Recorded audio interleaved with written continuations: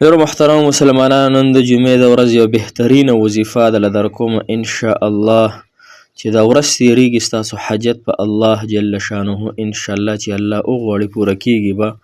په خپل طاقت او په خپل قدرت سره. محترم مسلمانانو، ډیره بهترینه وظیفه ده، ډیره اعلی ترین او مبارکه وظیفه ده. یو د جمعې مبارکه ورځ ده او یو ورسره مبارکه دا وظیفه ده د ژوند د بدلولو. هر انسان ژوند بدلول غواړي، یو خو ژوند بدلول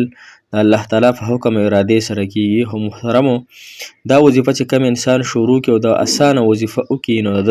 ژوند به بدل شي. د په ژوند کې به ان شاء الله الله تعالی خوشحالي راولي، حاجات په الله تعالی پوره کړي او الله تعالی به مشکلات آسان کړي، بیماری به الله تعالی ختم کړي. هر رنګ مشکل لپاره، هر رنګ مسلې لپاره دا انتهایی موثره او مجرب او مبارکه وظیفه ده. نو نن دا وظیفه ان شاء الله وکړئ چې زندگیم بدل شي، چې ژوند هم بدل شي. چې ژوند بدلول سو غواړي هغه دا وظیفه ان شاء الله شروع کړي نن. السلام علیکم ورحمت الله وبرکاته. ډېر معزز محترم او قابل قدر مسلمانانو او خویندو، هغه مسافر کم چې بهر وطنونو کې دي، الله تعالی مو خوشحاله او آباد، کامیاب او کامران لره. الله تعالی مو تمام حاجتونه، ضروريات، مشکلات، پریشانی، غمونه، تکالیف د نارینه او زنانه او څوک چې زمونږ ویډیو ګوري او که نه ګوري، الله تعالی د ټولو مؤمنانو مسلمانانو حامی او ناصر مددګار شي. الله تعالی د ټولو مسلمانانو ته اتفاق اتحاد نصیب کړي. الله تعالی د مسلمانانو ته کامیابی په هر توګه او په هر فیلډ کې نصیب کړي. محترم مسلمانانو، د دعاګانې الله تعالی په خپل دربار کې قبول او مقبول وګرځي. نن د جمعې مبارکه ورځ ده. نن چې ان شاء الله زه بیان وکم د جمعې په ورځ باندې، تاسو ته ان شاء الله دعا کوم. د جمعې د مون نفس هم ان شاء الله زه اجتماعي دعا کوم، خلک په امین وایي، زه دعا کوم ان شاء الله. دغه دعاګانو کې بس تاسو حصه وي، دغه دعاګانو کې زه تاسو شریکول غواړم. خو تاسو هم محترمو موږ ته دعاګانې کوئ، زموږ وظایف اورئ. ان شاء الله الله تعالی به تاسو دنیا او آخرت خوشحالي درکړي. یو خو دنیا کامیابی دی او د آخرت دی. الله تعالی دې مو تاسو ته دواړه کامیابی راکړي، دنیا دې هم راکړي او د آخرت دې هم راکړي. محترمو، نن د ژوند د بدلیدو او زندګۍ کې د خوشحالېدو راوستلو بهترینه وظیفه هغه د جمعې د ورځې نه به تاسو شروع کوئ، یعنی نن ورځ به شروع کوئ محترمو، او د را روان زیارت پورې به ان شاء الله دا وظیفه تاسو کوئ. یعنی یو هفته وظیفه ده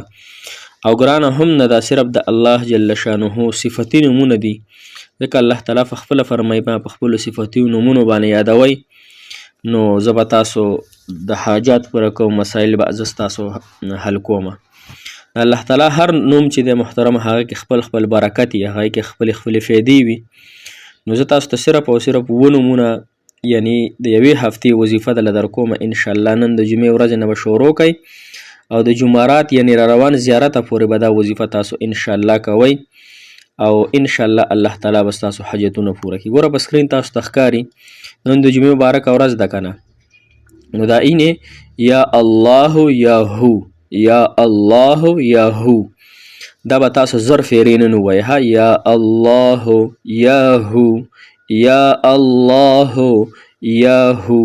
دا به تاسو نن شروع کوئ ها. دا 7 نمبر باندې چې کومه ده یا الله د جمعې ورته لیکلي دي، د جمعې په ورځ به دا زر فیرې تاسو نن ورځ کې ووایئ ها. هر وخت یې وایئ،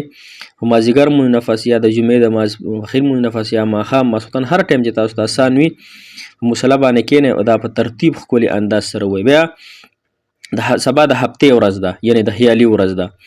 نو 1 نمبر باندې دغه وظیفه ده یا رحمن یا رحیم،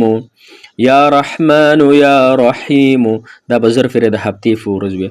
د اتوار په ورځ باندې بیا یا واحد یا احد، یا واحد یا احد. بیا په 3 نمبر چې وظیفه راځي یا سمد یا فرد، دا به د ګل په ورځ وي، پیر ښه، یا سمد یا فرد. بیا چې کومه ده د منګل کم چې ورته موږ نښې ورځ وایو، نښې ورځ، په هغې به یا حی یا قیوم، یا حی یا قیوم، دغه به د منګل یعنی نښې په ورځ وایي. بیا د بدو شورو ورځ چې کومه ده یا حنانو یا منانو، یا حنانو یا منانو، دا به زر فیرې د شورو په ورځ بود په ورځ وایي. بیا 8 نمبر باندې چې کومه وظیفه د اخري جمعرات د زیارت په ورځ باندې ښه، نو یا ذو الجلال والاکرام، یا ذو الجلال والاکرام، دا د یوې هفتې وظیفه شوه او اسان د الله تعالی نومونه انشاءالله چې دا یوه هفته ختمیږي که نه د الله تعالی په ذات هم یقین او بروسې سره هم دا وظیفه وکړه په یقین او اخلاص سره او دې کار کې هم خیر و دې کار کې ګوره الله تعالی زموږ د خیر او د شر نه خبر دی الله تعالی دې زموږ سره د خیر معامله وکړي هر چرته هم په یو وظیفه کې دغه مه غواړئ تعدي مه کوئ په یو کار کې تعدي مه کوئ ها الله تعالی ته وایي الله ما سره د خیر معامله وکړي او کم خیر د دنیا او د آخرت چې کم خیرونه دي الله هغه ماته راکړي په دې وظیفه باندې او کم حاجت دپاره چې کوئ دغه حاجت کې هم خیر غواړئ چې الله دې کار کې کو زما خیر ته زما دا کار وکړي کو دې کار کې زما خیر نه الله د دې ماته نعم البدل راکړه دې په بدله کې ماته بل عظیم نعمت راته راکړه او بل دا محترمو نعمتونه دا په شکریا باندې دغه کېږي ګوره که یو انسان د بل انسان شکریا ادا کوي څومره خوشحالي نو چې موږ د خپل رب شکریا ادا کوو الله تعالی هم تاسو باندې ډېر مهربانه دی ډېر انعامات یې راباندې کړي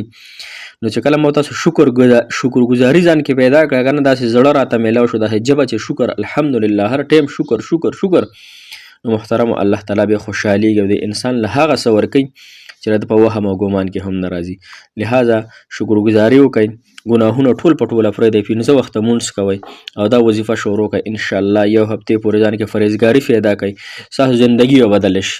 قسم په الله د الله تعالی سره محبت وکړئ نو ټول محبتونه عارضي دي ټول محبتونه فانی دي ټول محبتونه د مطلب دپاره دي خو د الله تعالی محبت داسې دی چې چا سره محبت کړی که نه هغه عاشق چې دی دا په الله چې کم